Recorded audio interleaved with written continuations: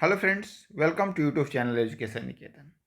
68वीं BPSC prelims की परीक्षा अब से थोड़ी देर पहले संपन्न हो चुकी है। स्क्रीन पर आप जो क्वेश्चन बुकलेट देख रहे हैं वो आज ही संपन्न प्रीलिम्स परीक्षा के क्वेश्चन बुकलेट है।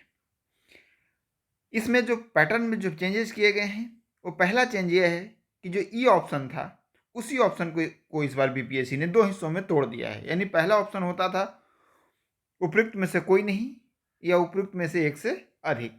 इसको इस बार बीपीएससी ने क्या किया कि डी ऑप्शन में कर दिया है उपयुक्त में से एक से अधिक, और ई ऑप्शन में किया है उपयुक्त में से कोई नहीं। आप देख सकते हैं।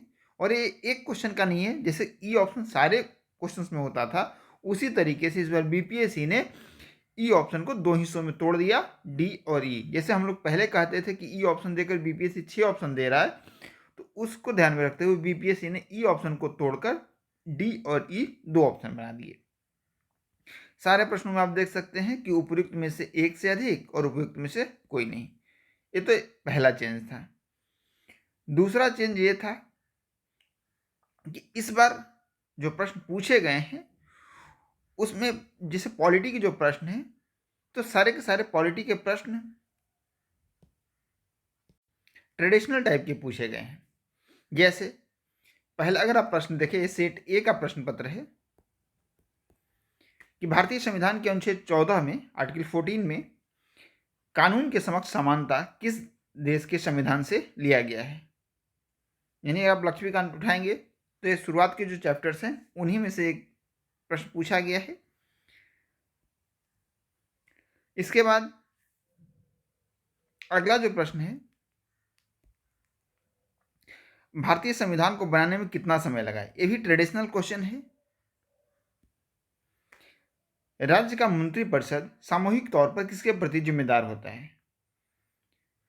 जो राज्य के मंत्रिपरिषद की जो सामूहिक रिस्पॉन्सिबिलिटी होती है, उत्तरदायित्व होता है, वो विधानसभा का प्रति होती है, और जो केंद्र की मंत्रिपरिषद होती है उसकी सामूहिक उत्तरदायित्व लोकसभा के प्रति होता है। उसी तरीके से सवाल है कि निम्नलिखित में से किसका संबंध भारत के सर्वोच्च न्यायालय से है। अपीलीय क्षेत्राधिकार, मूल क्षेत्राधिकार, कोलिजियम प्रणाली, उपयुक्त में से एक से अधिक, उपयुक्त में से कोई नहीं। यानी कि इस बार आपको और थोड़ी सावधानी बरतनी होती थी। पहले अगर उपयुक्त में से एक से अधिक आपको लगता था या कोई नहीं लगता था तो उस पर आपको सोचना नहीं रहता था, उसके लिए आपके पास ई ऑप्शन होते थे। लेकिन ई ऑप्शन को इस बार तोड़ दिया गया है दो हिस्सों में। राज्यसभा के प्रतिनिधित्व में शामिल है नागरिकों द्वारा सीधे चुने गए सदस्य, अप्रत्यक्ष रूप से नागरिकों द्वारा उनके प्रतिनिधियों के माध्यम से चुने गए सदस्य, भारत के राष्ट्रपति द्वारा मनोनीत सदस्य। तो भारत के राष्ट्रपति के द्वारा मनोनीत सदस्य भी होते हैं राज्यसभा में 12, और अप्रत्यक्ष रूप से नागरिकों द्वारा उनके प्रतिनिधियों के माध्यम से चुने गए सदस्य भी होते हैं। ये कितने होते हैं, तो ये 12 माइनस कर दो। इसके बाद राज्यसभा की जो स्ट्रेंथ है उतने सदस्य जो जनता के प्रतिनिधि होते हैं उनके द्वारा अप्रत्यक्ष रूप से चुने जाते हैं। यानी इसका आंसर हो जाएगा डी। पूरी क्वेश्चन बुकलेट आपके साथ मैं थोड़ी देर में साझा करूंगा।